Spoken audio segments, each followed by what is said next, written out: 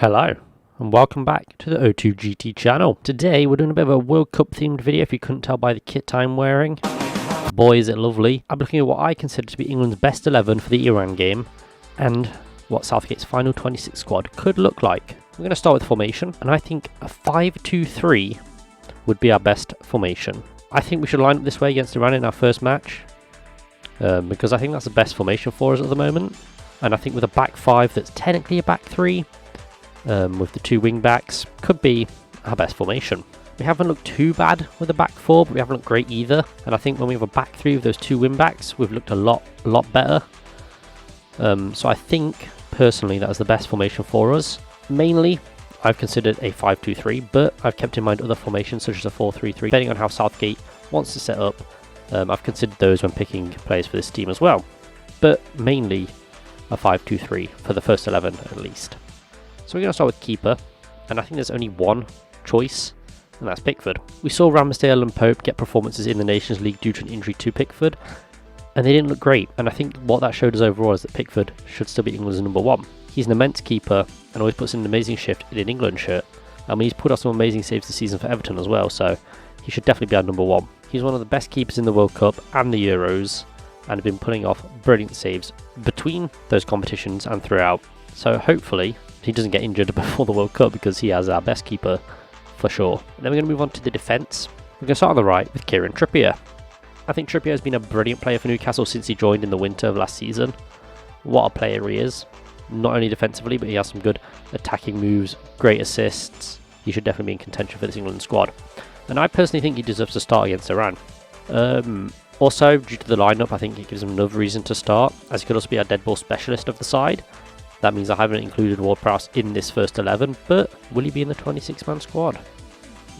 I think Trippier is a brilliant player. We've seen him do corners and free kicks for Newcastle, and they're dangerous.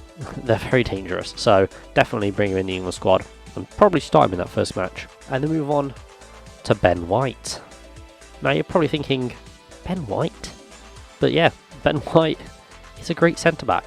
Before I talk about Ben White, I just want to say I have considered injuries, which is why Kyle Walker is not starting, which is why John Stones is not in this back 3 either, but they could still be in the World Cup squad depending on if they're recovered by the time the World Cup comes around. They're still great players, even if they haven't had so much game time, and I'm sure Southgate will still call them up. But just in case they don't get called up, this is the first 11 I'd go with. Ben White. He's a great centre-back who can play across the entire back 3, or even on the right if needed. He's a very versatile player, which will give us some great depth during the World Cup, and well, he's just a great defender in general. I would start him as part of a back 3 personally, but I can't say I watch Arsenal week in and week out, but I know he's a good player from what I've seen.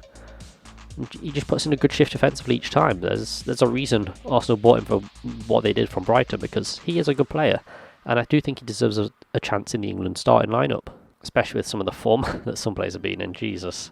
For our second centre-back, I've gone with Eric Dyer. Now, Dyer has been on great form for Tottenham recently, and that was acknowledged by Southgate by giving him a call-up for those Nations League matches, which the matches didn't go too well, but I think Dyer deserves to be in the England squad for the World Cup, because he is a brilliant centre-back. I do think he's one of our best on current form for sure, and he should start in the World Cup in my opinion. Put him in the England squad, Southgate. And then for our third centre-back, one I have a real soft spot for, if I'm being honest, is for Kyle Tomori. Tomori was one of the best centre-backs in Serie A last season as part of that title-winning AC Milan side, and he's put in great performances this season as well. He can play on the right as well, if need be. I've watched him play many times, and his quality is easy to see. I have a bit of a soft spot for AC Milan, and he looked great last season, and he's looked good this season as well. Southgate should actually play him for once, because yes, he's been called up for the England squad a number of times, but he rarely gets any game time, and I think that's detrimental to him, because he is a very quality player. I do believe he's one of England's best centre-backs, just in general, and I'm a huge fan of his. He should definitely start. Wherever they place him in the back 3, he should be there. I think he'd work well in a back 3. Maybe he hasn't played there too much in his career, but I think it would work well. And then finally, on the left, I've gone with Ben Chilwell. This may be a bit of a rogue shout, but I think Ben Chilwell is the best left-back England have. He's not started every match for Chelsea under part of this season, but when he has, he's come on and he's looked really good. He's a good player, he's very good, and he should definitely be in the England squad, because probably our best left-back, as I've said. We do have the likes of Luke Shaw, but he's not really on the best of form this season. However, I'd still call him up as well. And at this moment, I personally think that Ben Chilwell is the better choice. but I wouldn't complain if Shaw started. And then we've gone for midfield 2 in this formation, and I think it's pretty obvious who they're going to be. First midfielder, Jude Bellingham. There's no denying that Bellingham is England's best young player, and one of the best in Europe in my opinion. He is such a good player, and he's still so young, but he's playing well for Dortmund in both the Bundesliga and the Champions League. So there's no reason why he shouldn't be in this England squad, especially at such a young age as well. He's going to go places. They played this midfield against Germany, and they looked really good. So I think it'd be stupid not to include Bellingham in the squad, let alone the first 11. And yeah, as I said, Rice. He's another extremely good midfielder and has played an integral part in the England side for some time now. He's a very experienced defensive midfielder and excels in that role very well, both for club and country. And I think that a Rice-Bellingham midfield will be our best midfield that we could possibly field for the World Cup, and it will definitely perform well against sides like Iran. I just hope that if Southgate decides to choose this midfield, that we can see them in full force, because that is a dangerous midfield that should be used in most matches, if not all of them. And then move on to the forwards. And my first one is Saka. Now Saka's been in great form for his currently flying Arsenal side. They're still top of the league, and he was their top scorer last season. Not sure that'll continue this season, but he's still going to bag goals nonetheless. He's been a part of the England setup for some time now and has performed really well as part of that setup. I mean, yes, there was that penalty miss in the Euros, but he was still a very good player throughout that campaign, and he should be in the England squad again because he is a very good player. We shouldn't let that penalty kind of hang over him, because there's so much more to the play than just that. We did see him deployed as a left back for England, and it didn't really work. I know he's played there before, but that's not his position. He's more of a up-front attacking player, and I think that's how Southgate should play him. It does give us a bit of depth at that left back position if we really need it, but I'm sure we won't. So just play him up front, play him on the wing. That's where he excels, but we should not be playing Saka in defence. We should be playing him up front because he's a brilliant attacking player. And for our striker, we've got Kane. I don't think there's any doubt about it. Kane is England's best striker and probably one of the best in the world. He's in some amazing form at the moment as well for Tottenham. I mean, last season he didn't get off to the best start, but that might have been Euros fatigue. This season he's been banging in goals like there's no tomorrow. He's almost top scorer. He would be top scorer if Haaland didn't exist. But yeah, that's not to say that he's not an amazing player, and for England he is still crazy good. I know we'll be taking other strikers, and I get that, we'll need it for depth, but Kane should start the majority of these games because he is our best attacking player by far. And then on the other side of the wing, I've got Grealish. Now since joining City, Grealish hasn't looked the best because that's a quality side with quality players. In Aston Villa, he was more quality than most of those other players, so he looked better for Van Villa, but he's still a great player nonetheless. And I think Grealish has really looked much better this season for City. He's grown into the squad, he knows the tactics now, he's used to it, and I think he looks better. And he does play good football whenever he's on the pitch. Like, he's been very good for England and he's good for City as well. I'm a fan of Grealish, so maybe there's a bit of bias there, but I think he's a good player. He is good. He might not have scored as many goals as needed for City, but he's still a very good player and will provide us with much attacking power. We do have a lot of depth in this side, so this position may be the most interchangeable with players like Foden as well. But I think Grealish should start against Iran because, well, one of our best attacking players. Alright, let's talk about the rest of the squad because we're taking 26 players. Obviously, the first 11 are very fluid. That's the team I think that should face Iran, personally. I haven't looked at the Iranian squad. I think, given what we've seen these players do in the Premier League and Syria, I think that's the best choice we've got. What about those other 15 players? Obviously, we're going to have a big squad, lots of depth, lots of rotation. So who am I picking for that? Well, we'll start with the keepers. And I think it's pretty obvious who's coming. First one is Ramsdale. Ramsdale is a brilliant keeper who should definitely be a part of this England setup for the future because he's quite young, I think. So he's definitely has the chance to become England's #1 in the future after Pickford steps down. But for now, he should still be the deputy to Pickford. He may not get much chance to play during this tournament because Pickford will probably be a very invaluable player, but he would still be very good to have in case Pickford gets injured or for one of those games where we don't really need to play the full 11 to give players some rest. Maybe we've already beat our group and this is just a game that we could win, but even if we drew, it'd be fine. For third keeper, we've got Pope. Now, Pope has had a couple howlers recently, but overall he's still a great keeper, and he's been playing really well for Newcastle this season. He's had a couple hiccups here and there, but he's just human after all, and I would still have him on the plane in Qatar for some very solid backup in case both Pickford and Ramsdale are injured. I don't think that'll happen, but it'd still be very good to have him with us. And then for defenders, there are some interesting shouts in here, I must say. And just an exclusion of 2 players who I think are really good. I'm going to say now, I haven't included Walker or James because they're both injured, very big injuries. I'm not sure they'll be back in time for the World Cup, so I haven't included them in this 26, but should they be ready and fit to play, I would probably include them because they're very good players. Also, no Maguire. I don't think he's good enough for this England squad. So our first defence, we've got Luke Shaw. Now Luke Shaw has kept up his appearances for United this season under Ten Hag, and he's putting in really good performances for them. He's a very good player, especially for England, but also for Man United. He's kind of had a change in fortune. Last season he wasn't too good, but this season he's looked a lot better. He's by no means a bad player. I don't think I'd start him in my first 11 against Iran. Maybe later on in the tournament, but he should get a place on that plane because he's a very good player, and it'll be good to challenge Chilwell for that first spot. Now this one is a bit rogue, but I'll go with Chris Smalling. This could be an extremely rogue shout from me, but I think Smalling should get a look in. He's performed very well for Roma as part of a back three this season, which is an option for Southgate and one of the formations I've gone with for this team. And you know what? I'll admit, I did not consider him until Mourinho piped up. But I've watched Roma games. I've been watching Roma games since Mourinho said that, and you know what? He's a brilliant defender. I think him and Tomori could have that Serie A link up in the World Cup in the back line, and they'll be good. I know it's not FIFA, so that chem doesn't really come into it, but they're both very good defenders, doing really well in Serie A, so fair play to both of them. I think he deserves a call-up. I'm not sure Southgate will, because he doesn't really like calling up players that aren't playing in the Prem, but that's not to say that Serie A isn't a very good league. I think he should get the call-up, to be honest, because he's a great defender, especially for Roma this season and last season. And then move on to John Stones. Now, John Stones is injured, but it's not as severe as the other players that I haven't called up. And he is a great player and a great centre-back. Probably one of the best for England, if not in the Premier League itself. But he should definitely get a call-up. I know he's injured, but it's looking like he'll be back for the World Cup. Just need to hope that he stays fit. Even if he doesn't play that many games for City, I'm sure he'll get the call-up because of how much of a quality player he is. Maybe ease him into games in the England squad instead of just throwing him in the starting 11. But he should definitely be on that plane. Finally, for the defence, I've gone with Trent Alexander-Arnold. Now this is a rogue shout because I'm not really a fan of Trent. I don't think he's a great defender, but that's not to say he's not a good player. He hasn't been in great form recently, neither of Liverpool to be honest, but I don't think anyone's arguing that, and I think Trent gets a lot of stick purely for being in that Liverpool side. He is a good player. I don't think maybe being a defender is the best position for him because he's more of an attacking player, but he still plays quite well in defence, and that attack is probably what we're going to need. He's very attacking, he's good at dead balls, he'd be very good to have in that squad. Even if we don't start him every game, he's still a good player. Maybe that right side will need to be strengthened up by a good centre-back, but there's no reason we shouldn't take Trent anyway. He's still a good player. I'd back Trent being in the England squad. I'm not sure he will be. You know, his form hasn't been great, but does Southgate really pick on form? Like, realistically, does he? And then we're going to move on to the midfield. My first midfielder I'd take is Mason Mount.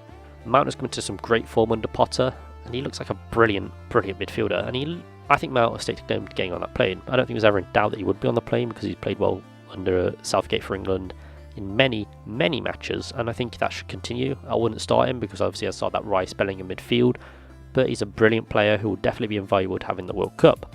I'm always drawn back to that Nations League game against Germany where Mount came on and suddenly the game shifted into England's favour, and I think we could see that in the World Cup as well. He's a great player and should definitely be in Qatar. What a boy.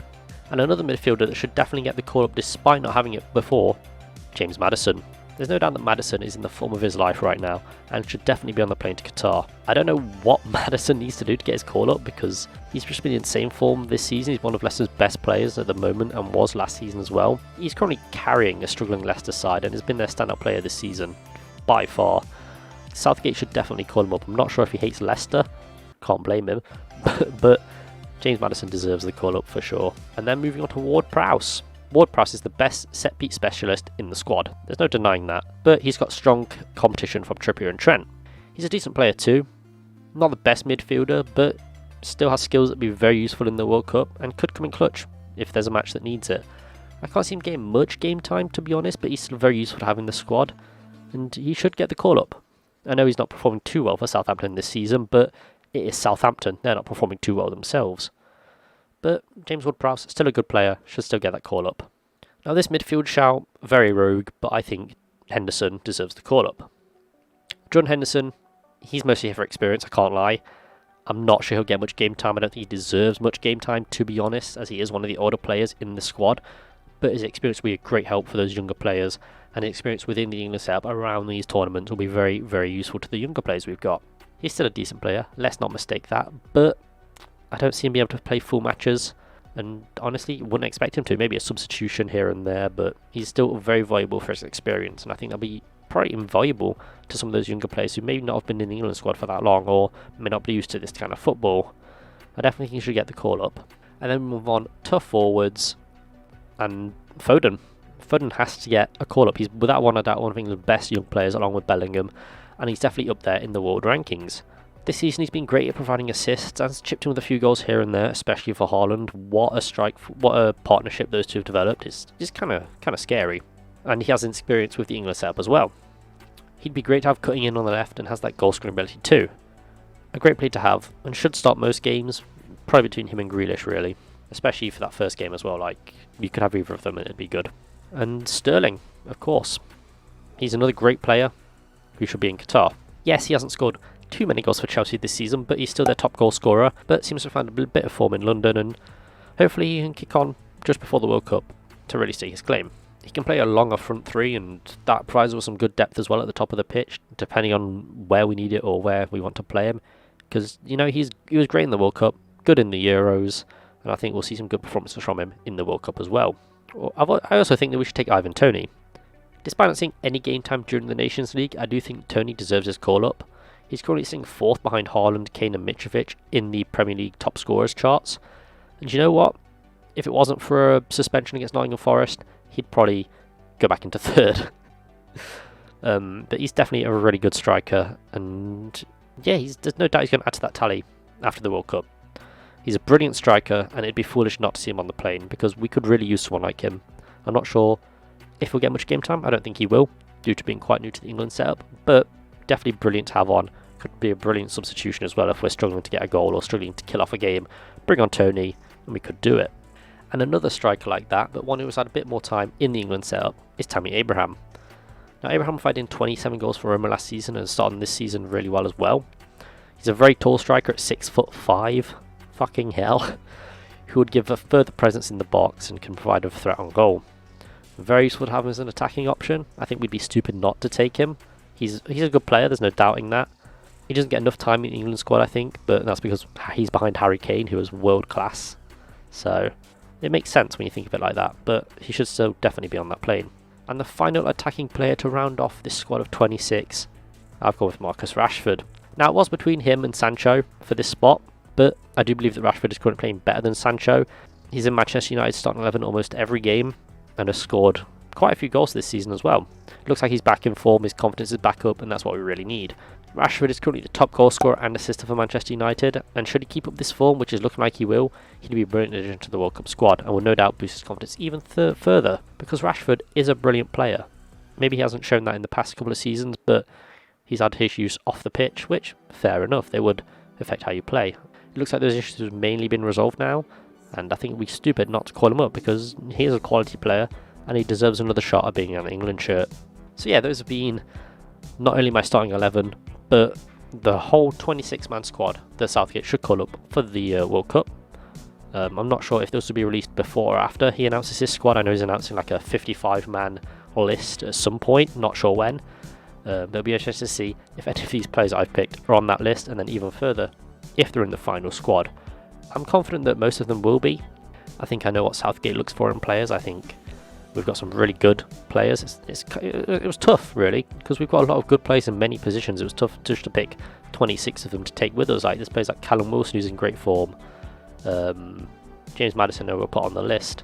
You know, there's a lot of England players playing well, playing for that World Cup squad. Especially Callum Wilson for Newcastle. Like, wow, he's scoring goals and could easily make this squad if it wasn't for some of these other players. So yeah, I know a lot of players are going to be disappointed that they might be playing really well and Southgate hasn't called them up, but that is unfortunately part of the England setup. You can only have so many players. You couldn't take every English player with you. That would be insane. So yeah, we have a lot of good players. I'm looking forward to this World Cup. I think we'll do well despite our Nations League performances.